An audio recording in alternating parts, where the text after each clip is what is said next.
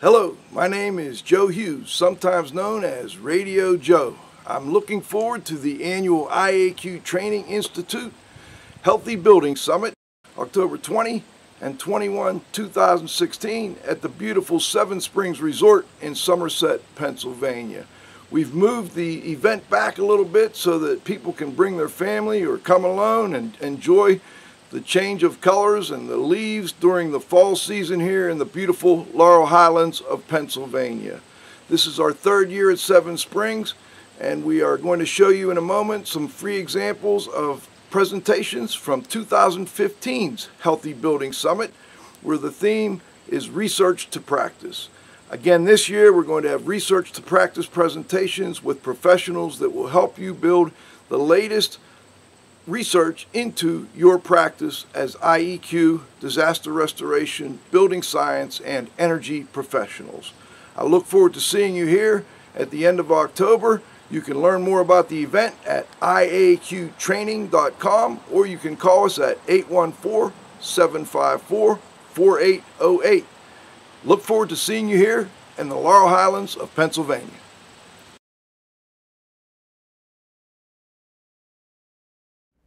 Overuse of sustainability has led to a lot of greenwashing. And so we do things that we think are good to make buildings healthier, but maybe they don't actually. And to make that really concrete, I want to do two examples, paints and plants. Okay, so if you have a question about what's the greenest paint, if someone were to ask you, say, hey, you know something about buildings, what's the greenest paint? What are you going to tell them? Forest green. Forest green, that's a good answer. Yeah. So a lot of people here would say, you know, low VOC paint. That's a good option to go here. So, you know, low VOC paints, they smell less, they dry faster, they definitely have fewer VOCs, a total less amount of VOCs in them. And so that all seems good. But if you look at the research, and this is an article that came out earlier this year, where these researchers, this is in Austria and Germany, took about 30 or 40 low VOC paints and some conventional paints, and they painted some drywall with them and looked at what was emitted coming off them. And what they found is that the overall VOCs emitted were much less, but the specific VOCs that were emitted were much more of a health concern. So smaller amounts of VOC, but potentially more dangerous VOCs. They saw a lot more semi-volatile compounds that were just now getting to understand that maybe that's a bad thing from a health perspective. They found increased formation of acetic acid, which is actually more of an occupational concern for people who paint for a living. And the thing that really got me in their paper was this poor ventilation recommendations. Because low VOC paints dry faster and smell less, people occupy the spaces faster. And in fact, some of the low VOC paints say you can do that. And it turns out that's actually increasing exposure because they're just VOCs that don't smell. And in fact, the recommendation from this paper was in environments that have sensitive individuals, you should have a lot of caution before using low VOC paints. So I think that goes contrary to at least everything I know you know, everyone thinks low VOC paints are green. So the even greener answer, of course, is to use a no VOC paint. And no VOC paints, the way you get a no VOC paint is you use something like linseed oil as the base. Linseed oil, to a chemist, is very unsaturated. It's got a lot of carbon-carbon double bonds in it. That means ozone loves to react with it. And so there was some research a little over a decade ago that looked at some of the potential for ozone linseed oil reactions in paints. But then more recently, Jorn Toften, who did some of the original work on TVOCs that I'll come back to a little bit later, he did some research where, again, they painted a bunch of walls with no VOC paint, and then they put in kind of low, moderate levels of ozone, like would be typical on a high ozone day outside, but what would make it inside the building. And they found that you got more PM 2.5 because ozone reacts with some unsaturated compounds and forms particles called secondary organic aerosol, and you would exceed EPA standards, WHO standards, simply from using no VOC paint. So the answer here, at least in my opinion, is you should use ordinary latex paint. It's the greenest option.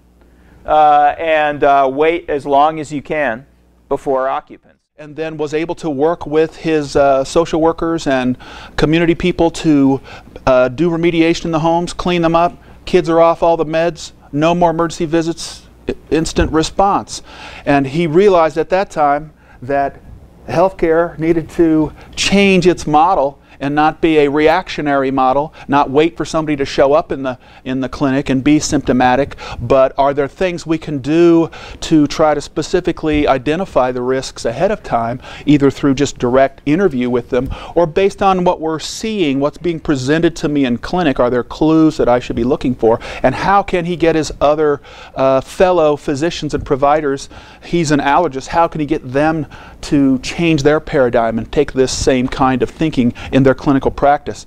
And I've been with him now for 15 years, and it has been an uphill climb the whole way. The whole school of thought in allergy is, back then, was environment doesn't even play a role. You just are genetically predisposed to have that allergy, and that's the way it is. And he's really had to work for the last decade and a half to try to change that thinking. Fortunately, there's a lot of other environmental health researchers that have developed evidence that he's been able to use to support why the clinical practice should change. And other like-minded allergist physicians, public health folks, have helped to support that. So you're really starting to see a paradigm shift. There's a very specific interest in taking a preventive approach and upstream thinking towards medicine. And that's now being pushed even more with the Affordable Care Act. Exactly right. So a key component of the Affordable Care Act is to change the whole philosophy of healthcare in this country. And regardless of your support or no support for Obamacare, the one thing that it is trying to drive the health management plans, the physicians, everybody to think about is what are the more effective approaches to clinical practice, to getting people to own their illness, to take care of themselves, and then this recognition that we all experience our illnesses not in hospitals, not in clinics, but in our homes, in our offices, and out in the outside world. And that's where we experience illness, and that's where we need to manage the illness. And what are the things that are going on in those environments that make it so we can't manage our illness? And that's a change in thinking. It's a primary prevention approach. It's a preventive care approach. And if you can include that, if you can integrate that in, you should see healthcare costs drop. You should see people using less healthcare services, and then when you really do need the services, they are there and it's more cost effective. That's the idea, that's the concept, that's the shift that is slowly happening, and I'll talk a little bit about some of that in this discussion. You got to look at the attic. The attic is probably one of the biggest factors in spray foam insulation, and you got to know the condition of the attic. You've got to know the condition and the design of the mechanical system. It's not the same as a normal house when you seal the house up. So the mechanical system inspection is very critical. And then sample collection for spray foam. And again, this has nothing to do with air samples. This is sampling the spray foam. The way you determine whether or not spray foam is installed correctly is by sampling the foam itself and looking at it. And I don't mean a little handful. I don't mean a pinch. I don't mean a core sample. I mean a chunk of it. Truss to truss, stud to stud, 2 foot by 2 foot or 16 by 16. Anything smaller, you're wasting your time. And you got to take several of them. So let's cut to it.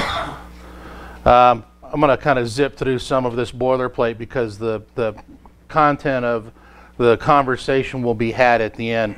So we know that when you take that sample, how do you replace that particular? I'll get to that when we get there, but that's a very good question.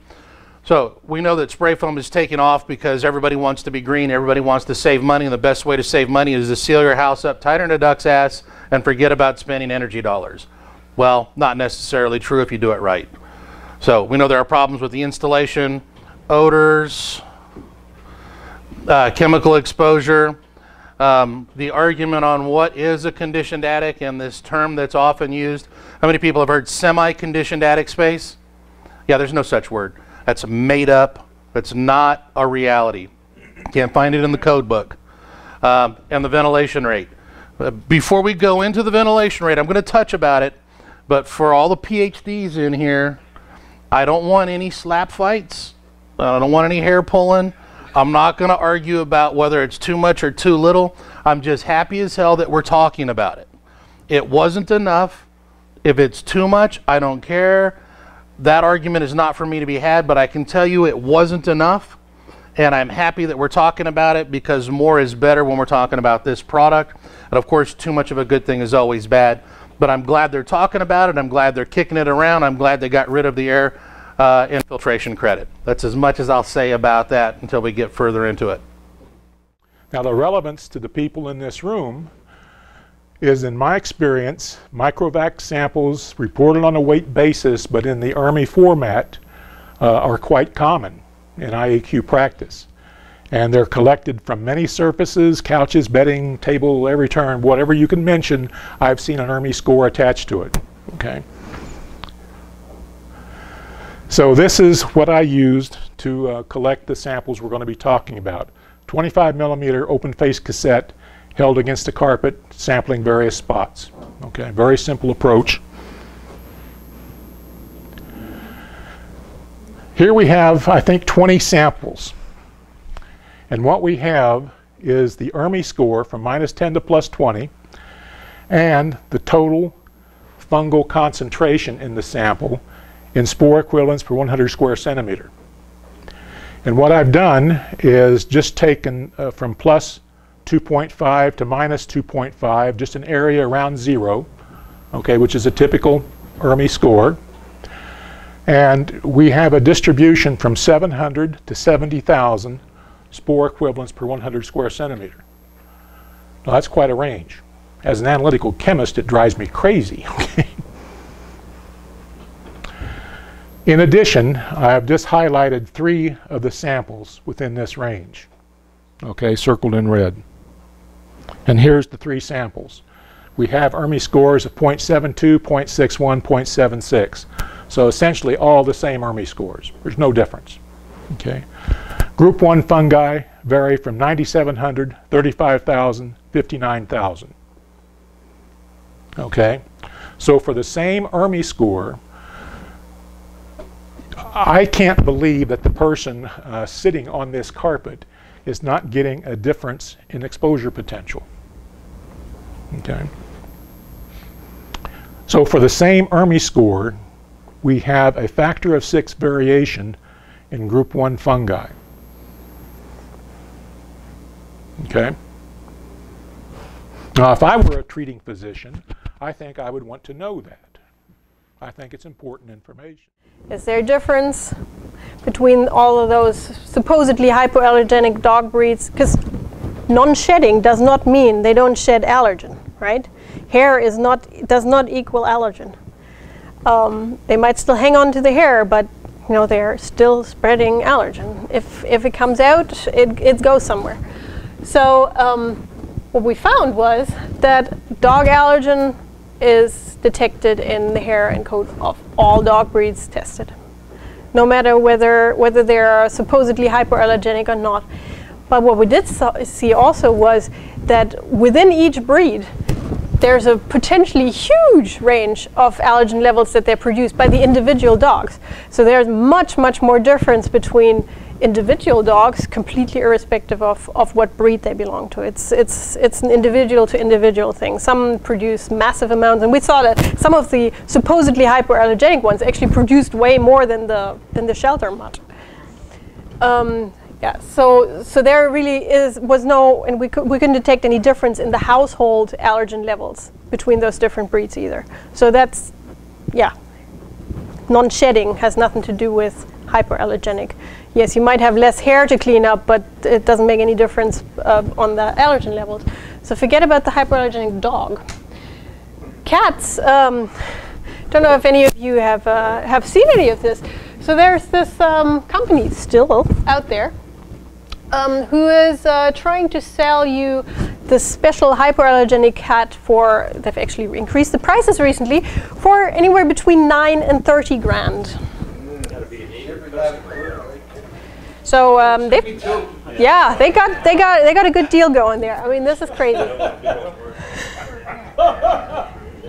And people actually buy this. So I mean, this is, yeah, no kidding, needs to fly. So we were approached by ABC, the Lookout, this Nightline program, a few years ago. They called me and said, hey, we found this website. This guy claims all these things. He claims the cats that he has, they don't produce allergen. And even if they produce a little bit of allergen, it doesn't matter, because the allergen that my cats produce is different and the human immune system doesn't react to it. What can we do to prove or disprove these claims? And I thought, let me think about that. So I thought about it for an evening over a glass of wine, and then I called them back and said, all right, let's do this. So I designed this testing protocol and said, all right, this is what we do. OSHA comes into this because when we select the method by which we're going to do the work, we have workers that are going to go into personal protective equipment based on the remediation approach. So if we're going to put someone up in an attic in Florida in the middle of August, we know that that temperature might be, what, 130 or 140 degrees we were talking about yesterday. We know what the humidity is going to be like. And we know just wearing that equipment puts stress on workers, and the heat also puts stress on workers. Actually, 4,000 people die in the United States on an annual basis due to heat stress. And a lot of those people are doing something physical when they die. You know, they're athletes, they're workers that are doing physical work. One of the things that has always bothered me is I think that in certain situations the threat of the heat to the workers exceeds the threat of the mold to the workers. But when we go back to industry standards, industry recommendations about how we're supposed to do what we do, we just really don't question it, we just do it. So if we think, what is the origin of our methods? Think about the people that put those methods together. They're just like us. They're in a room, and I asked you at the beginning, the first question was, where are we going to go to dinner tonight?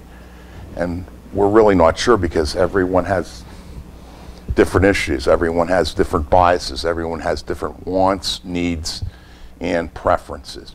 So when we have this standard, it's really a consensus document, or it's supposed to be. You know, many of you have seen that picture of the camel that's the animal designed, you know, by the committee, and I think in many ways that's what we have with S520. You know, Pittsburgh is known for the Steelers, even though they were a little embarrassing yesterday evening.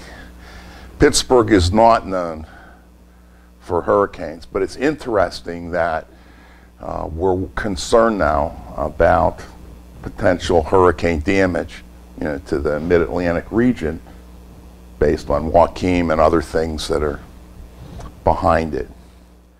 And I'll just point out real quickly, this is a middle school, this is a high school, this is an alternative school. We don't know much about these particular facilities because generally when they get to a certain age, the nurses allow them to self-medicate. They are not going to the clinic or the nurse's office to get their inhaler puff. So we really have no idea what is going on in terms of asthma management in some of those schools. Can I clarify, what is a clinic?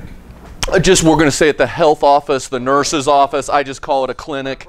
Yeah. No, good thing. We're just calling this, I just call that the health room, nurse's office, whatever you guys want to refer to it as.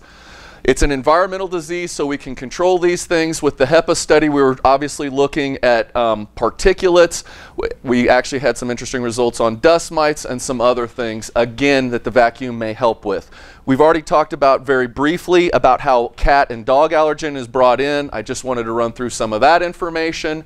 And again, it is not just their hair. It's the saliva, the dander, the skin flakes, urine, and then the litter dust as well that we're basically bringing in. What I did, and I'm going to try to get to this real quick, I set up 3 particular zones in a school building. Each had about 7 or 8 classrooms and then 1 or 2 offices in each of these different areas. Zone 1 was a control, and they used their existing vacuum, which was a standard commercial upright. Zones 2 and 3, we basically introduced, and this is what we actually had for a grant study. This was one of the limitations of the study. We could have had a better HEPA vacuum. This is low end on the cost scale. It was highly ranked by consumer reports, etc. But again, we were providing these in homes, so I pinched a couple from a grant we used to plop into the schools here. These were less than $150, so they're relatively cheap, and I know there's better ones out there. So what we did is we took their vacuums away in Zone 2 and Zone 3. What I did at the start of the study is I took an allergen sample, and this is a vacuum allergen analyzed for 5 different allergens: cat, dog, dust mite, cockroach, and rodent. And I took a sample in each of these rooms, 9 square feet, we analyzed it. Then we introduced, and that was basically our baseline information. Then we introduced the HEPA vacs in these zones for 2 months. And I was going back and collecting a vacuum bag at the end of every week on Friday. I didn't want to wait till Monday just because of microproliferation. I wanted to catch it at the end of the week when they were done, get it in for analysis.